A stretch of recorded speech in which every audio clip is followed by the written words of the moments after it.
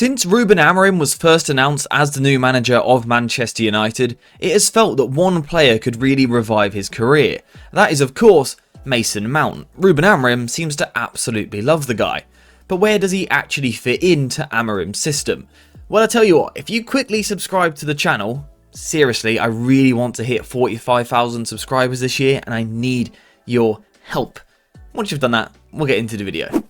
So the first thing that we must acknowledge here is that for me there are really two standout potential positions for Mason Mount in this system.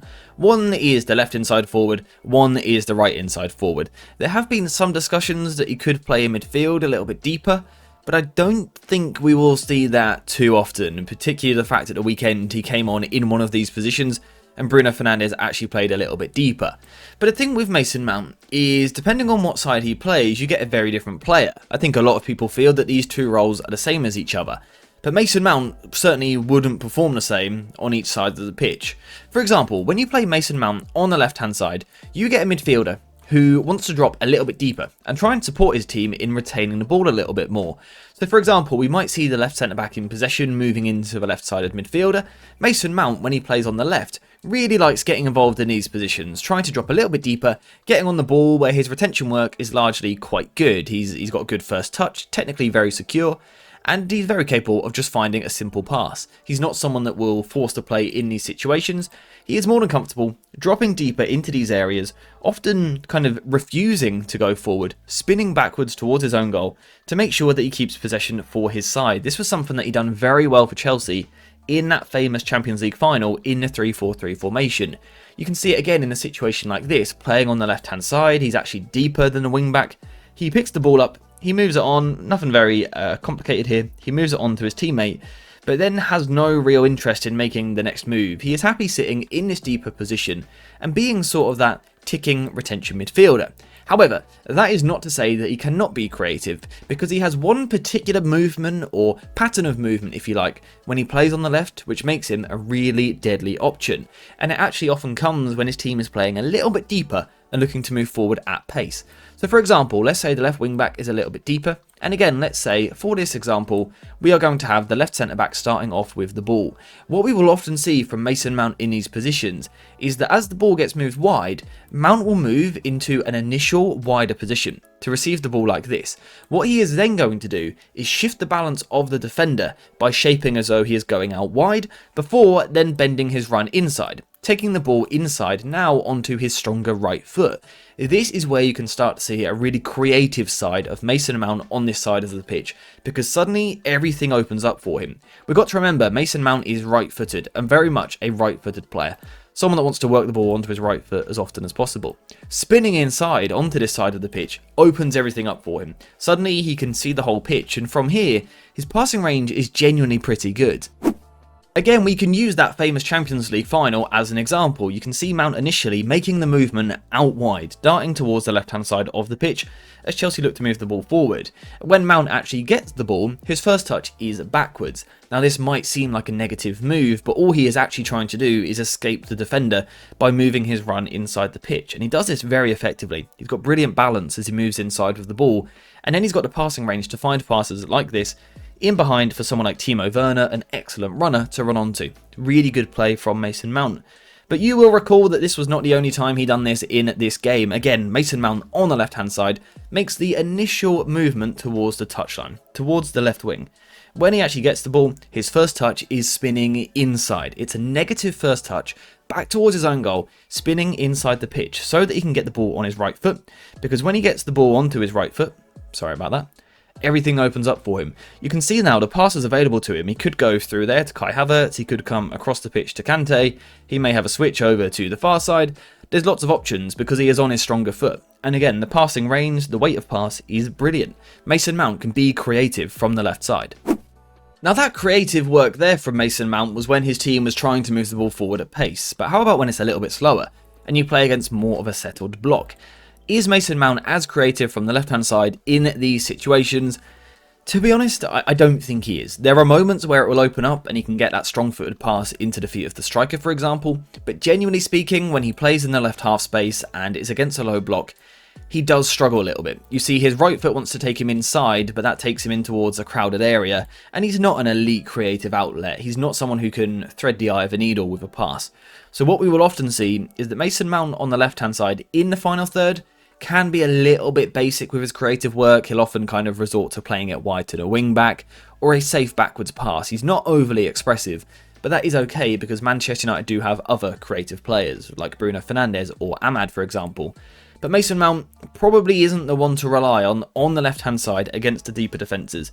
You can see it in situations like this. He just chooses to play things a little bit safe. This link-up play in the final third, it's all a little bit safe. He'll take a touch, he'll move the ball onto someone else, and you can see, once he's moved that ball on, he's not overly keen on then darting into the space. However, when he does dart into the space, let me tell you, he is phenomenal.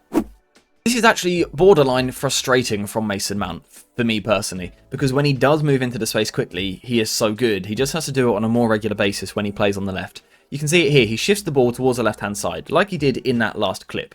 Granted, City are a bit more stretched on this occasion. But Mason Mount is not finished with his work. He's played the ball wide, but then he gets back on his bike. He gets back towards making that run towards the final third. And when he gets going in these areas, into these inside forward positions, his energy is unstoppable. He's got a really good first touch. He can sort of slalom his way through players at times, but it's the intensity with which he does everything. Gets him into some phenomenal positions. He just has to do it more on the left. I want to see this more often from him. Bursting into the final third, getting into these positions, because his final ball is genuinely good. So this is without doubt an option for Ruben Amorim. To play Mason Mount on the left-hand side, you're going to get a player that is largely going to retain the ball and be quite safe in possession, offer a big threat in transition, and then go a bit slower again in the final third. But still, a really good player. Now, of course, as we said right at the start, Mount can also play on the right-hand side of the front three as well. And of course, when he moves into this new position, his core attributes are very much the same. He is still the same footballer, but his tactical role tends to change, or it certainly did at Chelsea in the 3-4-3 formation. You see, when he played on the left-hand side, he was looking to get towards the ball, keep the ball in deeper areas. On the right-hand side, he doesn't want to do this as much, because he knows the pitch isn't going to open up as nicely for him on his left foot, so he tends to play a little bit higher. And what we will often see from Mason Mount on the right-hand side of the attack is a sort of pinning role, where he's going to try and pin the opposition back to open up space for his teammates. For example, a very kind of common theme was Mason Mount pushing forward onto the last line, leaving a big gap between him and his central midfielder. Now, the reason that he would do this is because he was aware of the space that it would open up in midfield, knowing that, for example, if the right centre-back could get the ball into him, Mason Mount could actually pretty simply just pop the ball off into midfield, and then you could get a driving run into these areas from someone like N'Golo Kante, Kovacic, Ruben Loftus-Cheek. They would burst into this space. So Mason Mount was less about getting involved in deep areas, and it was more of a connecting role a little bit higher. There was a brilliantly entertaining game against West Ham where Mason Mount played this role brilliantly. Now, Chelsea actually went on to lose this 3-2. It was a brilliant football match with a lot of errors. There was a lot going on, but Mason Mount's role in the team was brilliant, and you can see it in a situation like this. Previously, when he was on the left-hand side, he was dropping deep in these areas.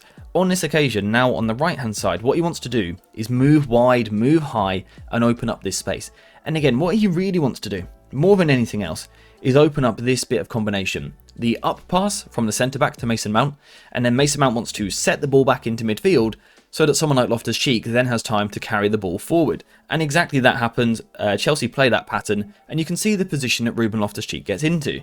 But this wasn't just a one-off in this particular game. You can see it again. Mason Mount really high, pinning himself up against the West Ham centre-backs, creating that room in the midfield. Once again, we are going to see a very, very similar pattern. The ball up from the centre-back to Mason Mount, who sets it off into the midfield, and then Loftus-Cheek has that engine to drive forward. This is what I'm talking about with Mason Mount. It is something a little bit different when he plays on the right-hand side. He's higher, it's less about retention work, and more about linking play. I also often found that Mason Mount was a little bit more effective against deeper teams when he played on the right-hand side. You see, when he was playing on the left, he wanted to move infield to get the ball onto his right foot, but then didn't always have that elite passing range to unlock a defence. On the right hand side, things are a bit simpler for him, because his first touch is often going to take him towards the right hand side, which means he gets a little more space. We know that the centre of the pitch is incredibly crowded. On the right hand side, Mason Mount has more freedom, more licence, and more enjoyment, it seems, when moving a little bit wider, getting into these positions almost at times more like a winger than an inside forward. And the reason he does this is because he has the energy to burst into these spaces, but then also the final delivery, you know, the end ball, the quality on the pass and the decision using his right foot to find someone in the centre. And particularly with someone like Ahmad, for example, playing wing-back in United's first game under Amorim, you know, the fact that Ahmad is left-footed and would sometimes want to come inside, that could open up really nicely for Mason Mount to then move down the right. And again, this was something that he done incredibly effectively. You can see it here, he's really keen to pull into this wider position. Now, he doesn't actually get the first pass, but what he does is he holds his position in this wider area. And you will see Reece James, the wing-back, actually ends up incredibly narrow in the middle. But eventually Mason Mount is going to make the run off the ball, in behind the defence, and he actually goes off screen slightly here. The ball in behind is phenomenal. But this is the threat that Mason Mount gives you. His off the ball running from the right hand side is so good. His energy levels, his intensity to get into these positions is absolutely phenomenal. And again, his final ball is usually pretty good in these sorts of positions because he's on his right foot. We can see it again here. So keen to get forward and overlap when he plays on this side. Much more keen to burst into the box. And I think it's because he's just more comfortable in these positions because he is on his stronger foot. So therefore, he is more willing to make the run in the first place to actually get there. And again, I think we've got just one more example of this. Again, we've now got Reece James really narrow on the ball. Mason Mount pulls nice and wide on the right-hand side, eventually gets the ball. And again, the delivery into the box is just absolutely brilliant using this foot. Mason Mount in the final third on the right-hand side is a bit of a different beast. Now, of course, as with literally everything in football, there is a bit of a negative when you move Mason Mount to the right-hand side of the pitch. And that is because he is right-footed, he wants to come outside the pitch. Now, we've just discussed that as a positive, so how could it be a negative as well? Well, at times, it will kind of stun and prevent central progression and central creativity. If you've got a player in this position who always wants to move out wide, and for example, your right central midfielder wants to do the same, then it can sort of reduce balls into the feet of your striker, for example. And this was a problem that Chelsea had in moments. You can see it here, the front three, really narrow. Lukaku is playing up front on this occasion. And he sets the ball off to Mason Mount here. And Mason Mount receives the ball, and initially, it is facing play. The pitch is opened up for him.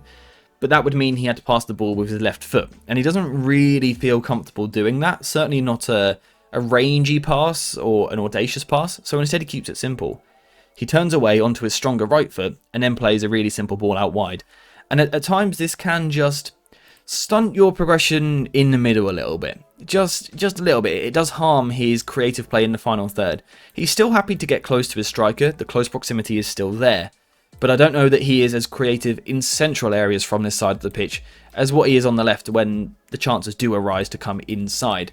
So overall, what we can see with Mason Mount is he's a player that has a lot to offer in a 3-4-3 formation. In terms of as an individual, he's everything that a manager wants.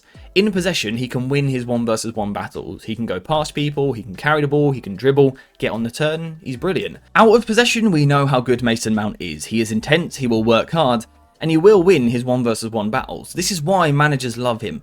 We are in a stage of football where there are so many 1-versus-1 battles. Teams will use man-to-man pressing systems, go man-to-man in midfield. You need players that can win those battles.